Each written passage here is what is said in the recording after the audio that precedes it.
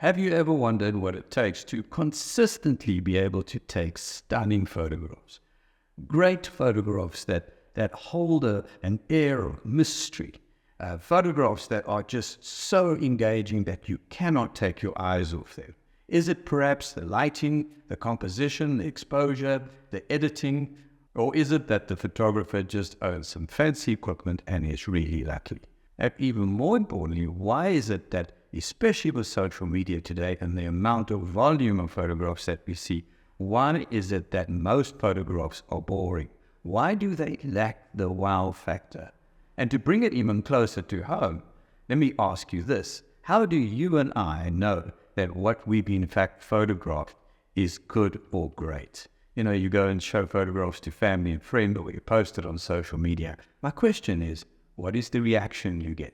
Because I believe that is really the only way that you are going to know that what you are photographing or what we are photographing is in fact brilliant. It's because of questions and comments, not just the odd little thumbs up emoji that you sometimes get, but actual questions, actual comments, and real engagement.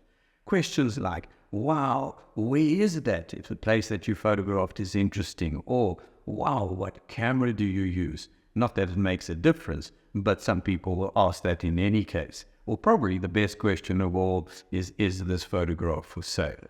So what is the secret? What does it take in order to be able to create stunning photographs, but on a consistent basis? Well, I believe the answer is fourfold.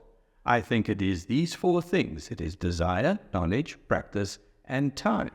Desire, the fact that you really, really want to be able to do this. Knowledge, that you learn not just how your camera works, but how the photographic system works, how lighting works, how composition works, how visual communications work, and how you can apply that to your photography. So in other words, you learn photography using the camera you own, not the other way around. And then it comes down to practice, taking that knowledge and be able to apply it. And then, of course, time, the enemy of man, being able to take all of that and make it your own.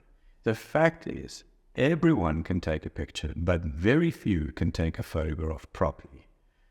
I've been very fortunate over the last 30 years to have taught thousands and thousands of people.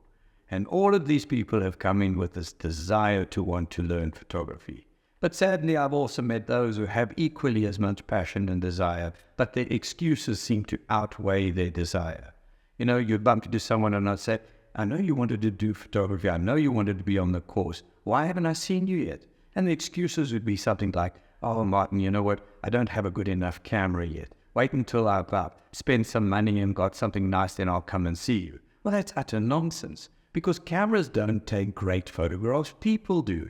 And even with a basic camera system, with the right understanding, you can take the most amazing photographs. Some people would even say to you, you know, Martin, I just don't have an eye for it. Well, my question is, how would you know? Has anybody showed you the guidelines of composition, taught you the art of seeing, and shown you how you can create pictures using visual communications where your photographs stand up on their own and talk for themselves without explanation? Until you've done that, you wouldn't really know. And the best excuse I've heard is, I've tried. It's too technical. I've opened up the instruction manual, I've gone through a few pages, and I just can't do this. Well, first of all, my father taught me there's no such word as can't. And secondly, I agree with you. Photography is technical. It's made up of math, science, and chemistry with a little bit of art thrown in for good measure. But do you know that there's only 3 mechanical controls that you have to learn? Once you learn these in the photographic process, well, you're well on your way, and you will find that everything seems to come together.